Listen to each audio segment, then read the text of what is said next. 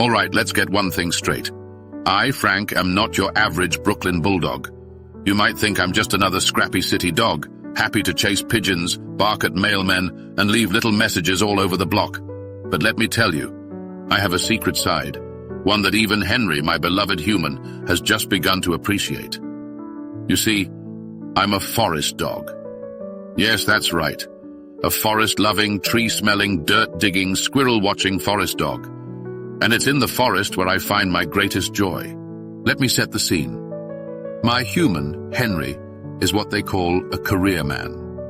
He's got his daily ritual, the suit, the coffee, the big leather bag, and the routine that seems to revolve around him typing all day in an office where nothing ever happens.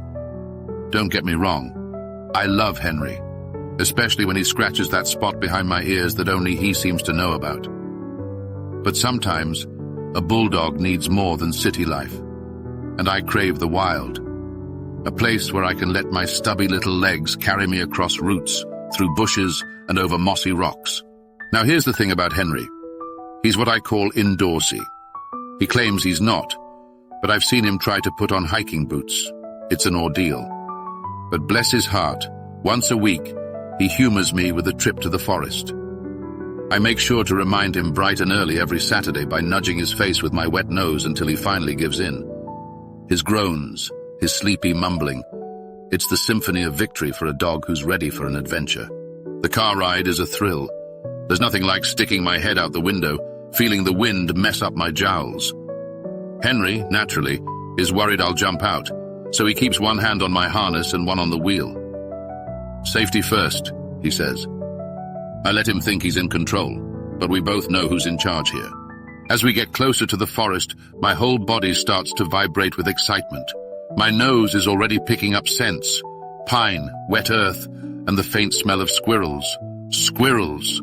The car hasn't even stopped, and I'm practically dancing in the seat. Once my paws hit the ground, it's like I'm reborn. I lead Henry into the forest with a confidence he'll never understand. For him, every tree looks the same. But for me, it's a buffet of smells, a network of trails, each one a different story waiting to be explored. You see, dogs navigate by scent, and I'm no exception. Each whiff tells me who's been here, what they were doing, and whether they might have left me a little snack. Mushrooms, for instance, which I'm obsessed with, much to Henry's horror. The key to forest navigation is sniffing your way around, and my nose knows the way. I follow the scents of other dogs, the occasional fox, and that one raccoon who has the nerve to think this is his forest. I leave little P-mails at every key spot, just so the other forest dwellers know Frank was here. Henry, of course, rolls his eyes every time, muttering something about picking up after me. But that's just part of the ritual. Let's talk forest tricks. Humans seem to think they're the only ones who can read maps and find trails. Ha! I have my own secret techniques, thank you very much. First, I always keep Henry in my peripheral vision. It's like having a big, slow-moving anchor that keeps me from getting too lost. Second, I use the sun. I know what you're thinking. How does a dog know about the sun? But hey, you can't live in Brooklyn and not pick up a few survival skills. Then there's my favorite method, the scent compass. Every tree, bush, and clump of dirt has a unique aroma that tells me exactly where I am. Henry doesn't know it, but every time he calls me back, I'm just pretending not to know where I am to mess with him. Sometimes, I'll even take a detour just to see the look of mild panic on his face. After all, he needs me to keep things interesting. Now, here's the big question. Why am I so happy in the forest? It's simple. Freedom. In the city, I'm always on a leash, always dodging honking cars and avoiding things that make Henry shout, "No, Frank!" But here, it's just me, the trees, and an endless sky. I can dig up sticks without a care, roll in mud, which again Henry doesn't love, and chase after things that aren't just pigeons. It's pure bliss. And let's not forget the sounds. In the forest, I hear the wind in the leaves, birds chirping, the rustle of little critters. It's like nature's playlist, and each sound makes me feel more alive. Every now and then, Henry will sit down on a rock and just watch me, a soft smile on his face. I think he knows in those moments that this is my true happy place. Believe it or not, I've learned a lot from my forest adventures. For one, patience. Sometimes I'll sit and wait near a tree stump just to see if anything interesting shows up. And resilience too. Like that one time I got tangled in a bunch of thorny bushes. Did I panic? No. I carefully backed out bush by bush while Henry freaked out, calling my name.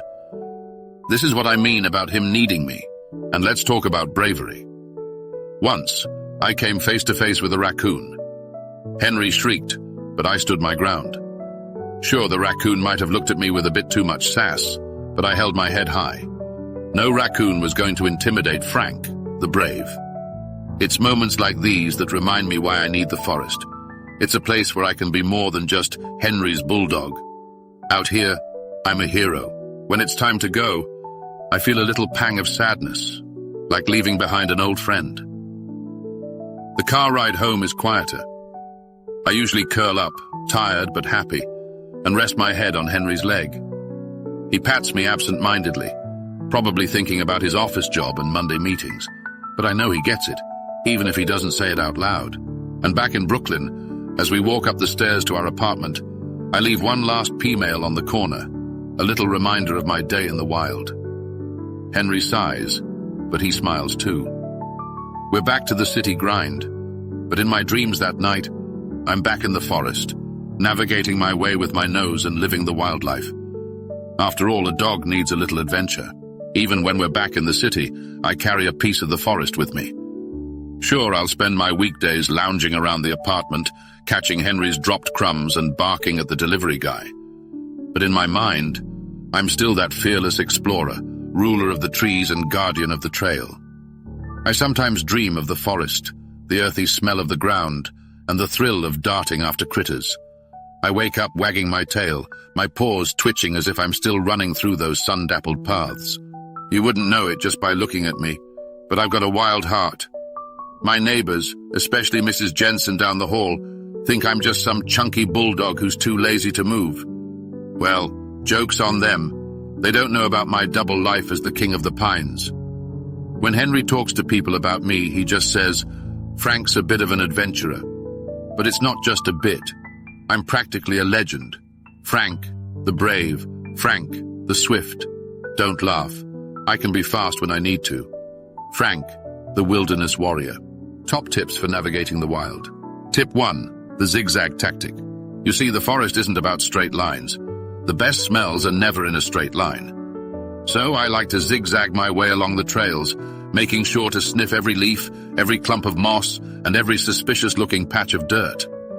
Henry tries to keep up, bless him, but it's hard for a human to understand the fine art of zigzagging. Just as well, I don't want him stealing all my good sniffing spots.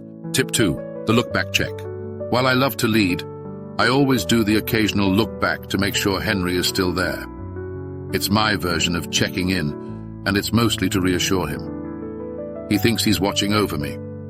But let's face it, I'm the one keeping tabs on him. If he's too far behind, I give him a little hurry-up bark. Gotta keep my human close. City folk are notoriously bad at forest survival.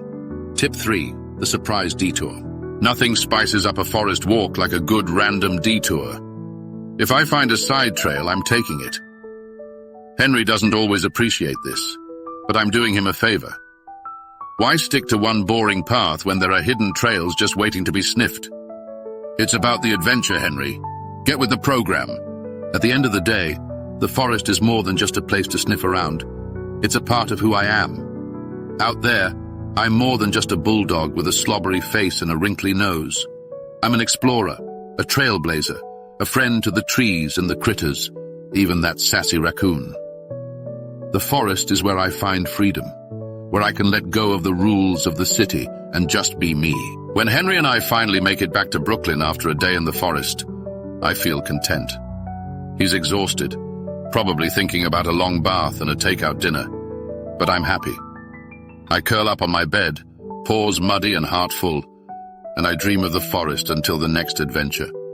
Because even a city dog needs a taste of the wild every now and then.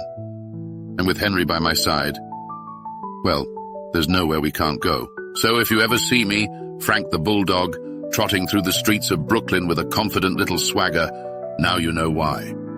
The forest has my heart, and every walk there is my little slice of paradise.